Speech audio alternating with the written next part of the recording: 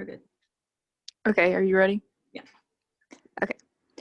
Nature's Dairy Farm by Megan Jones, Samantha Wiley, and Charlotte Seeger.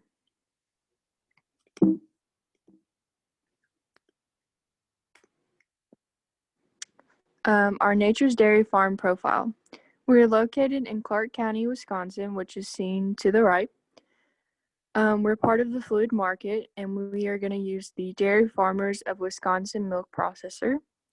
The number of total people on the farm is 200 employees, with each employee in charge of the care and milking of 25 cows. We chose this because a good number of employees is important to ensure proper care and management of the farm, and it puts animal health as a priority.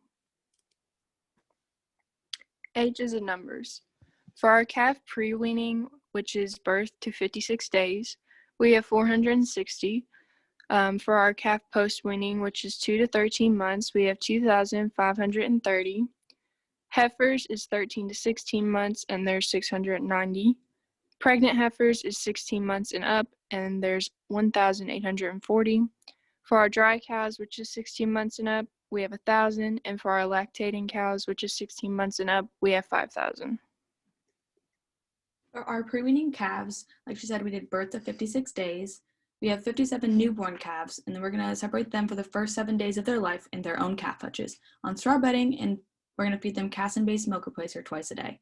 They'll be given vaccines and ear togs on their first day of life, and they'll be debudded at 2 days if necessary. And then for 7 to 21 days, we have 114 calves. At this point, we will feed them only whole milk from an automated feeder. Each calf will have an ear tag that the feeder will read so to know how much milk to give them. In this pen, we'll have about 8 automatic feeders. That'll be one for every 20 calves.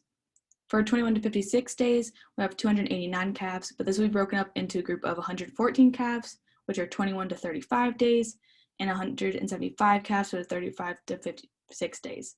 At this point, we'll cut the milk intake in half and start giving them starter. The milk will still come from an automatic feeder that will still read their ear tag, but grain will be given at free choice. That's what we decided it was going to look like. For our post-weaning, we did 2 to 13 months. We decided on doing a group housing based off of age. So as you can see, it's 2 to 3 months, we have 230, 3 to 4 months, we have 230, and 4 to 5 months, we have 230, and so on from there. We will move the 12 to 13-month-old group to group housing on pasture with the 13 to 14-month-old cows with a freestyle barn.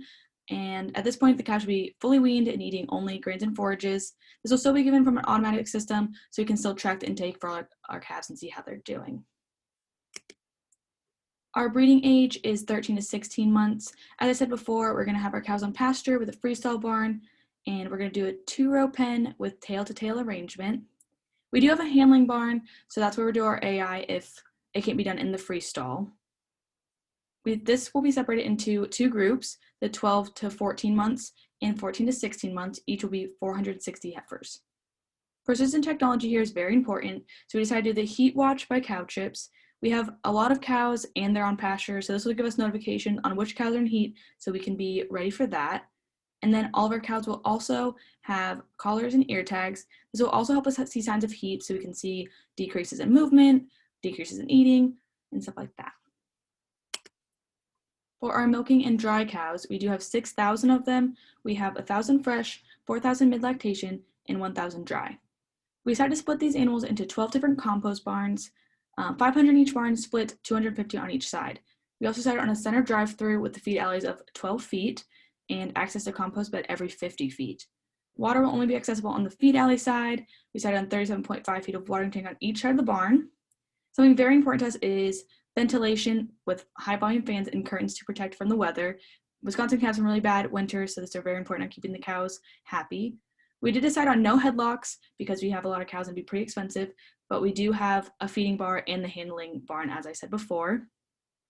For precision technology here, I said before the calves are born and we give them an ear tag, so I'll stay with them forever. These ear tags will be very useful in the milking parlor to make sure we can identify that cow and see how much milk she's producing and see if there's any changes we should know.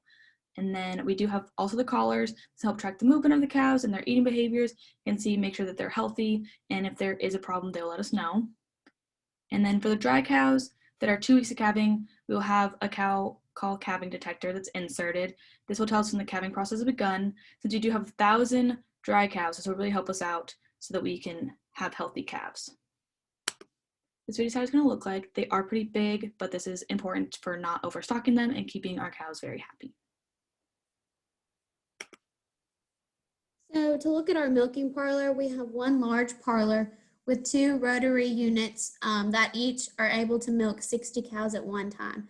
So in total, we can milk 120 cows at one milking, which is at an average of 9 minutes. So that equals 800 cows milked per hour.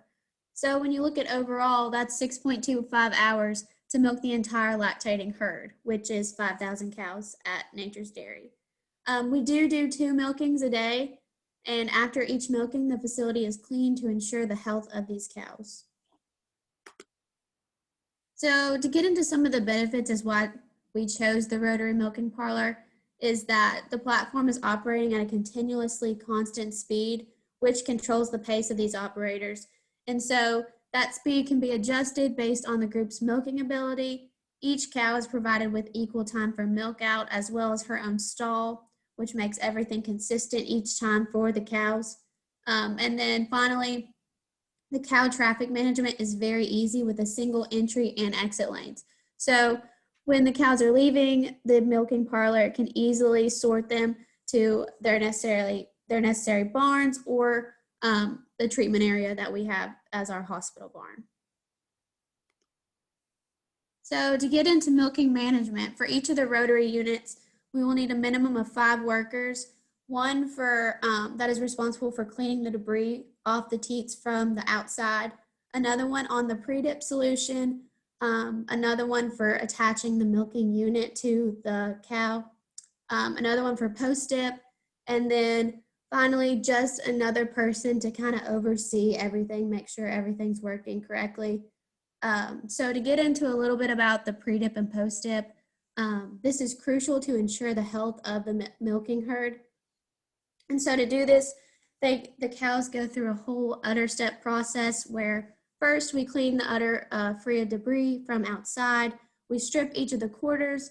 We look for mastitis when we do this, anything that's unusual. This stimulates the milk letdown from the cows. Then the pre-dip solution is applied, the teats are dried off, and the milking unit is attached. So after the cows are done milking, the milking unit will automatically come off the cow, and then the post-dip is applied to the teats. So final discussion of the management. Our number one priority here at Nature's Dairy is we want healthy cows, and healthy cows are happy cows, which are very productive. So to do this, we keep our facilities clean, we provide nutritious feed and water, we prioritize their comfort, we watch cows very closely to see if there's any kind of illness within the herd. They do have regular well-being checks, and so if there is a sign of illness, they are placed in the hospital barn on our dairy. And so then again, I just wanted to stress how important the health of our cows are to this dairy.